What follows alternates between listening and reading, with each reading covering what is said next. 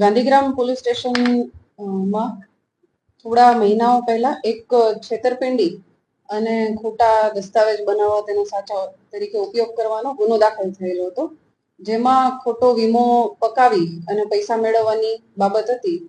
આ ગુનાની તપાસ ચાલુ હતી. એ દરમિયાન જે તપાસ કરતા અધિકારી છે એમના ધ્યાનમાં આવેલ કે આ જ આરોપીઓમાંથી એક આરોપીએ અગાઉ પણ આ જ પ્રકારે ખોટા દસ્તાવેજ બનાવી અને વીમાનો ક્લેમ મેળવેલો છે, જેથી આ બાબતે જે એની વીમા કંપની હતી એચડીએફસી અર્ગો તેમને જાણ કરવામાં આવી. તેમણે પણ આ બાબતે તપાસ કરી અને જેટલા પણ ડોક્યુમેન્ટ્સ જે આરોપી છે એમના દ્વારા રજૂ કરવામાં આવેલા હતા એની ચકાસણી કરી અને બાદ ગઈ તારીખ 25/6 ના રોજ આ ગુનો દાખલ કરાવ્યો છે, જેમાં એચડીએફસી અર્ગોના શ્રીનિવાસ જનારામુ કરીને છે જેઓએ આ ગુનો દાખલ કરાવેલો છે. એચડીએફસી દ્વારા ફિનિક્સ કરીને એક કંપની છે જે થર્ડ પાર્ટી છે જેના દ્વારા સ્થળ ચકાસણી કરાવવામાં આવતી હતી અને આ સ્થળ ચકાસણીમાં જો યોગ્ય જણાય તો જે વ્યક્તિએ વીમાનો ક્લેમ કર્યો હોય તે વીમો મંજૂર કરવામાં આવતો હતો.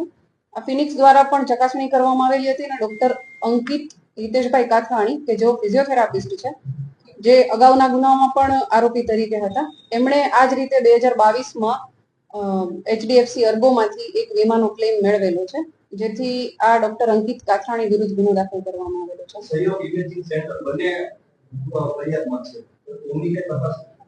હા, બિલકુલ.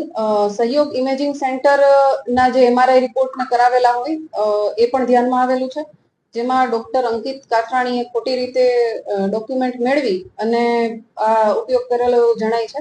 આમાં ડોક્ટર અંકિત કાથાણીની સાથે અન્ય કોઈ વ્યક્તિ જે પણ સામેલ છે, જે સહયોગ ઇમેજિંગ સેન્ટરમાં હોય કે પછી ફિનિક્સ કંપનીમાં હોય, એ તમામ વિરુદ્ધ તપાસ દરમિયાન જો એમના નામ ખુલે તો કાર્યવાહી કરવામાં આવશે.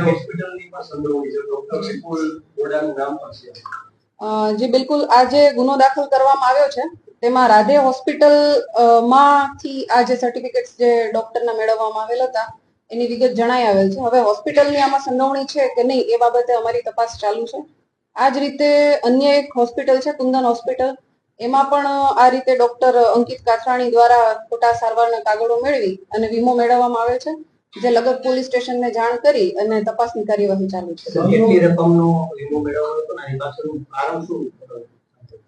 જે અંકિત કાથરાણી છે આરોપી, એણે એચડીએફસી માંથી લોન લીધેલી હતી અને બાદ એણે એ લોન પોતે ભરપાઈ કરી શકતા ના હોય એવું પ્રાથમિક દ્રષ્ટિએ જણાઈ આવેલ છે, જેથી 2022માં એણે આ જ રીતે ક્લેમ વીમો લીધેલો હતો, જે 22,49,587 નો હતો અને પછી 2022ના જ એન્ડમાં એમણે આ જે વીમો છે એ પકાવવા માટે ખોટા સારવારના કાગળો અને એમઆરઆઈ રિપોર્ટ્સ વગેરે બનાવી અને વીમા ક્લેમ કરેલો હતો. આ જે અંકિત કાથરાણી છે એ અગાઉ જે ગુનો દાખલ થયેલો હતો ગાંધીગ્રામ પોલીસ સ્ટેશનમાં, એ ગુનાના કામે હાલ જેલમાં જ છે અને બાદ એમની કસ્ટડી મેળવી અને આગળની તપાસ કરવામાં આવશે. સહયોગના જે હિમાંશુ રાઠોડ છે તે જે અગાઉ ગુનો દાખલ થયેલો હતો એ 265/2025, એના તમામ આરોપીઓ હાલ જેલ કસ્ટડીમાં જ છે, એટલે પેલા અંકિત કાથરાણીની કસ્ટડી મેળવી તપાસ કરવામાં આવશે અને આમાં જે પણ અન્ય આરોપીઓ છે એની સંડોવણી જણાય તો એમના વિરુદ્ધ પણ કાર્યવાહી કરવામાં આવશે.